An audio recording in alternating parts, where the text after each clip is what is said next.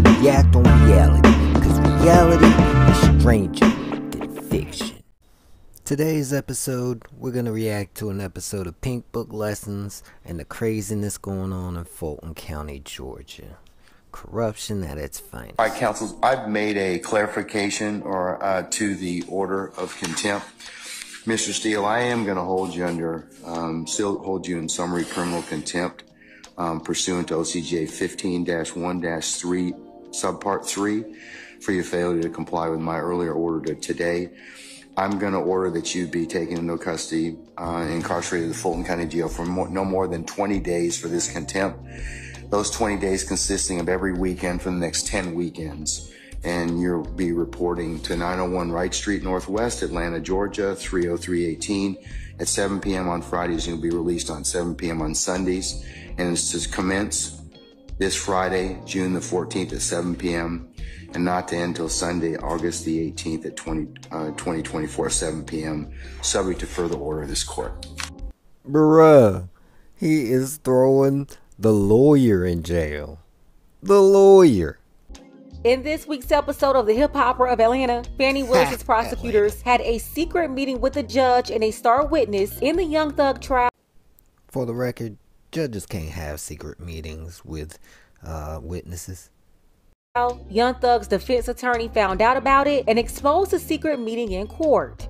That's when the judge started grilling him and pressing the attorney, Brian Steele, to reveal who told him that information. Citing attorney-client privilege, he refused to reveal his source about that secret meeting that the judge was not supposed to be having alone with only the witness and the prosecutors. So the judge held the attorney in contempt of court and ordered him to spend 10 weekends in jail. The attorney was ready to go to jail. He just requested to share a jail cell with his client to at least make better use of his time and prepare for trial while in jail. Talk about dedication. All I know is yesterday's price is not today's price. Yesterday's price is not today's price. Yesterday's price is not today's price. Heard my dog. He's serious about that. It's definitely up for the attorney and the rest of the YSL legal team. We're going to get into this hot ghetto mess and this corrupt judge down to the courthouse in Atlanta. But first, take a second to make sure you're subscribed to the channel and click the notification bell for all updates. Now go subscribe, tell her Taz sent you. She on it.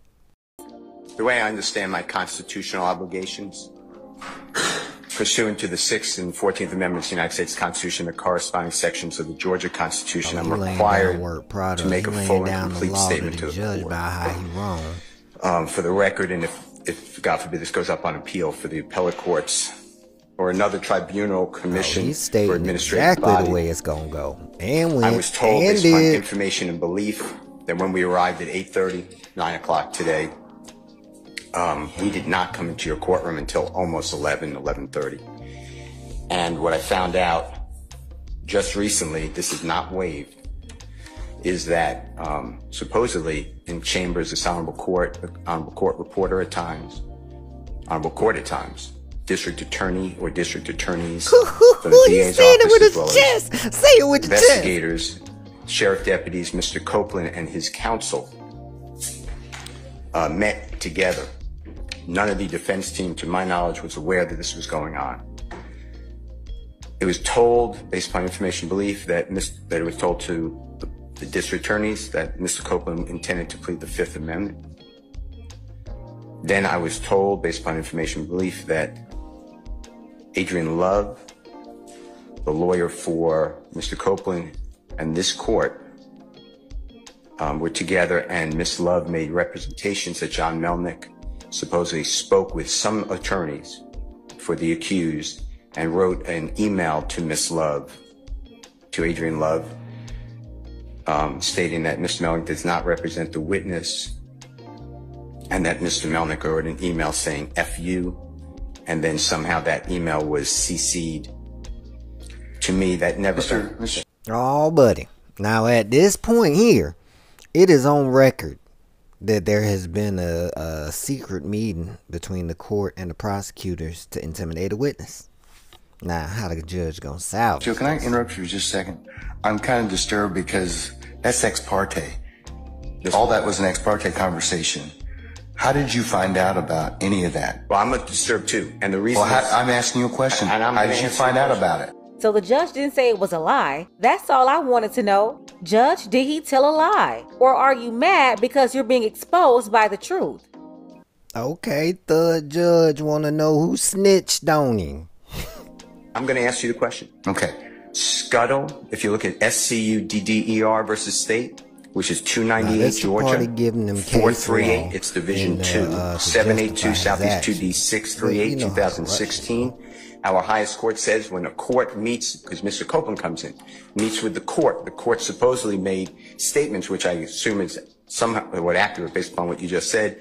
And we're entitled, Mr. Williams and every other person wrongly charged here is entitled in the Georgia Constitution to be present. That's a critical stage. It's just like when you meet with me, and you and Mr. Adams meet with me, and others have met with me.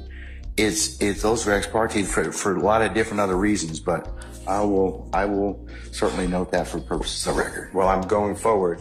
What I was told was that Mr. Copeland said, and you haven't answered my question yet. I'm not going to answer that question.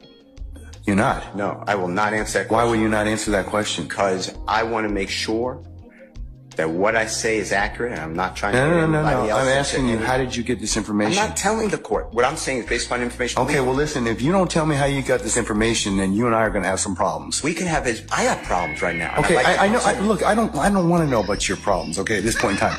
All I'm asking you at this point in time is, how did you come upon this information? He's asking over and over. The judge want to know who snitched on him.